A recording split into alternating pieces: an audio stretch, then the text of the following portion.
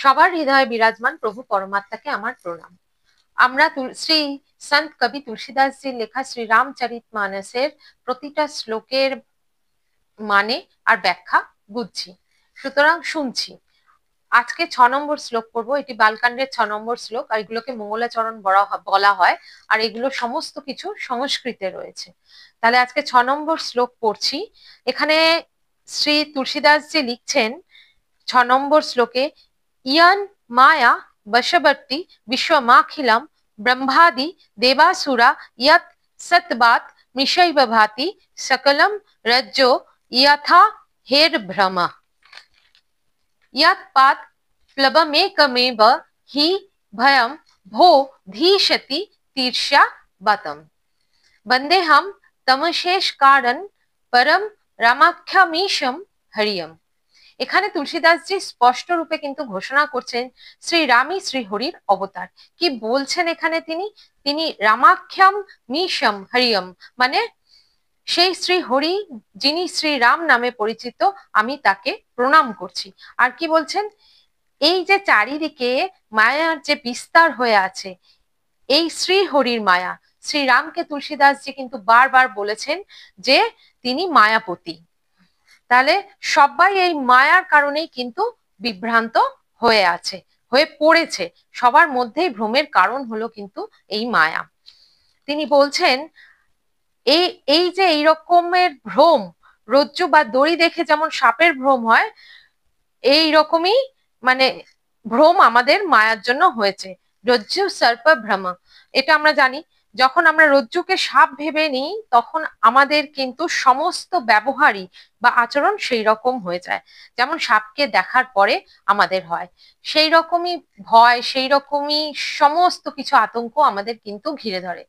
সেই প্রকার হৃদয়ের স্পন্দনও কিন্তু আমাদের বেড়ে যায়। আর শরীরের এই রকম প্রতিক্রিয়ার সমস্ত ফলস্বরূপ আমরা প্রচন্ড ভয়ভীত হয়ে পড়ি, কারণ আমাদের মনে হয় যে মন মেনে নেয় যে আমরা কিন্তু সাপকে দেখেছি, কিন্তু আসলে তো সেটা সাপ নয়, সেটা একটা দড়ি মাত্র বা রজ্জু মাত্র। একটা বাক্য আছে, ব্রহ্ম সত্য জগৎ মিথ্যা। এই বাক্যটাকেই তুলসীদাসজি এখানে কিন্তু বলছেন। শ্রী হরির মায়ার প্রভাবে সারা সংসার তার বশবর্তী হয়ে সবাই এই সংসারকে সত্যি বলে মেনে নিয়েছে, আর রজ্জুকে সাপ ভেবে যেমন আচরণ করে তেমন আচরণ করছে। আর এই ভ্রমে শুধু মানুষ ভ্রমিত নয়, তিনি বলছেন যে সারা বিশ্বের দেবতা ব্রহ্মাদি সুর অসুর সবাই এই মায়ার দ্বারা ভ্রমিত হয়ে আছেন। আর এই একমাত্র নৌকা শ্রীহরির চরণ যুগল। এই মায়া থেকে মানুষ মুক্তি পাবে কিভাবে?